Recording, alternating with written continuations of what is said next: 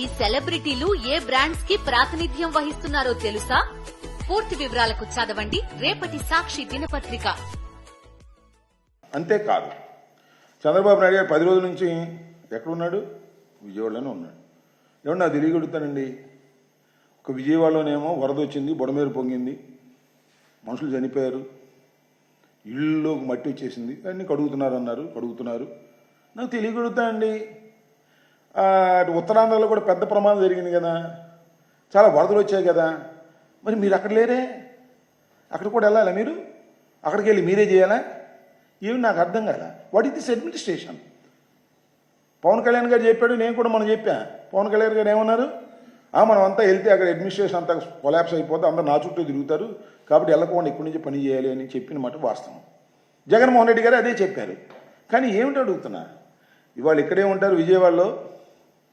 నాకు చాలా చిత్రంగా కామెడీగా అనిపించింది. సరే, ఇలాంటి సందర్భంలో కామెడీగా అనిపించినా అది కామెడీగా మనం భావించకూడదు. నారా చంద్రబాబు నాయుడు గారు ప్రెస్ మీట్ పెడతారు. ప్రెస్ మీట్ పెట్టి ఇవాళ 25 కిలోలు బియ్యం, 2 కిలోలు ఉల్లిపాయలు, 3 కిలోలు బెండకాయలు, ఒక నూనె ప్యాకెట్టు, ఇవన్నీ మేము ఇస్తామని ఆయన చెబుతున్నాడు.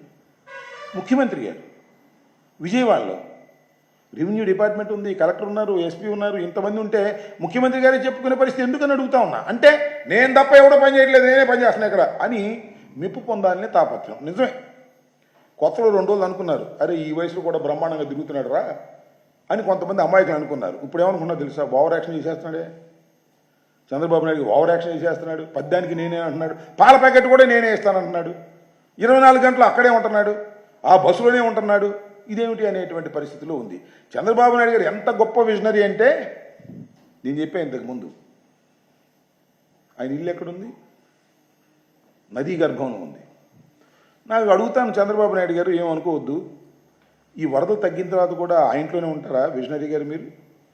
లేదు, ఆదర్శంగా ఉండాలని ఆ ఇల్లు వదిలేసి వేరే చోటకు వచ్చి ఒక చట్టబద్ధమైనటువంటి గృహంలో ఉంటారా, లేక చట్ట వ్యతిరేకంగా నిర్మించబడినటువంటి ఆ నది ఒడ్డున ఉన్నటువంటి దానిలోనే ఉంటారా? అదేమంటే మునగలేదని కొంతమంది, మునిగిందని కొంతమంది, చివరికి ఆయనే చెప్పాడు మునిగిన మాట నిజమేనని.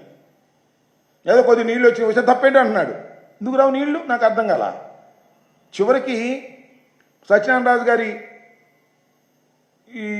ఆయన ఆశ్రమం కూడా మునిగిపోయింది. అది చాలా ఎత్తులో ఉంటుంది. కాబట్టి మీ విజనరీ అలాంటిది. మునిగిపోయే ప్రదేశంలో మీరుండి, పోయినసారి నాకు గుర్తు, పోయినసారి వరదలు వచ్చినప్పుడు ఇలాగే ఒక బోటుకు వచ్చి అడ్డం పడింది. నా ఇల్లు ముంచడానికి బోటు అడ్డం పెట్టారు అన్నాడు మేము అధికారంలో ఉన్నప్పుడు. దానికి ఏమిటిది నాకు అర్థం కాదు. నీ ఇల్లు ముంచడానికేమో ఆ రోజున బోటు అడ్డం పెట్టాం, ఈ రోజునేమో ప్రకాశం బ్యారేజ్ని ధ్వంసం చేయడానికే బోట్లు పెట్టాం అనేటువంటి మాటలు మాట్లాడి కుట్ర చేసేటటువంటి పరిస్థితి మీరు చేస్తున్నారు. ప్రతి దానిలోనూ ఒక కక్ష సాధింపు చర్యలకు పాల్పడాలనే పద్ధతుల్లో పనిచేస్తున్నటువంటి మీకు నాకు ఒక విషయం గుర్తొస్తుంది. చంద్రబాబు నాయుడు గారు 3 మాసాల్లోనే ఎంతగా అప్రదిష్ట పాలయ్యారో నేను ప్రత్యేకంగా చెప్పాల్సిన అవసరం లేదు.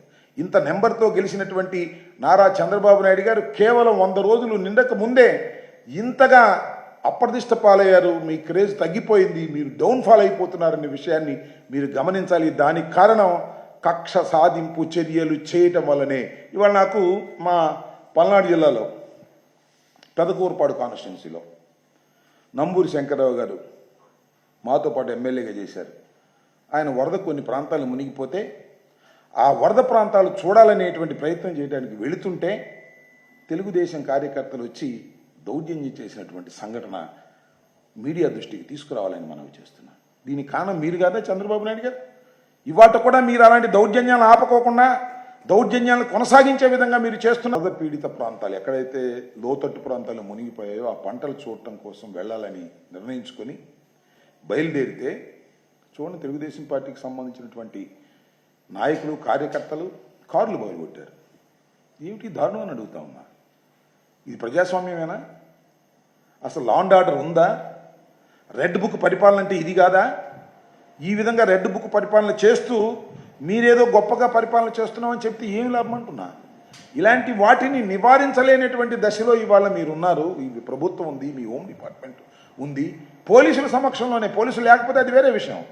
సాక్షాత్ పోలీసులు అక్కడే ఉన్నా కూడా వారిని పట్టుకుని ఆపేటటువంటి ప్రయత్నం చేస్తున్నారు తప్ప పోలీసులు వారి మీద యాక్షన్కి వెళ్తలా. యాక్షన్కి వెళ్తే మళ్ళీ ట్రాన్స్ఫర్ అయిపోతే గందరగోళం అయిపోతే ముఖ్యమంత్రి గారు ఊరుకోరు, హోంమంత్రి గారు ఊరుకోరు అనేటువంటి పద్ధతుల్లో వ్యవహరిస్తున్నారు.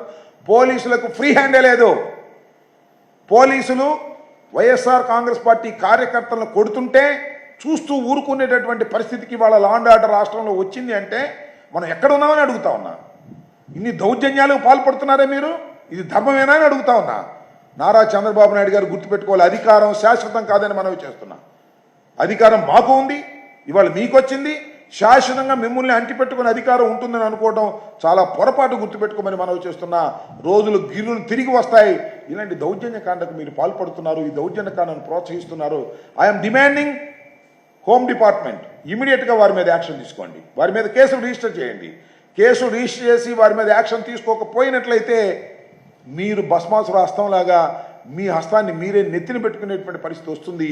ఇది సరైనటువంటి విధానం కాదనే విషయాన్ని దయచేసి గుర్తుపెట్టుకోవాలని ఈ సందర్భంగా నేను మనవి చేస్తున్నా. ఇప్పటికైనా పరిస్థితిని గమనించి చంద్రబాబు నాయుడు గారు వీళ్ళందరూ కూడా సరైన పద్ధతుల్లో వ్యవహరించాలని కూడా ఈ సందర్భంగా నేను కోరుతూ ఉన్నాను. ఓకే.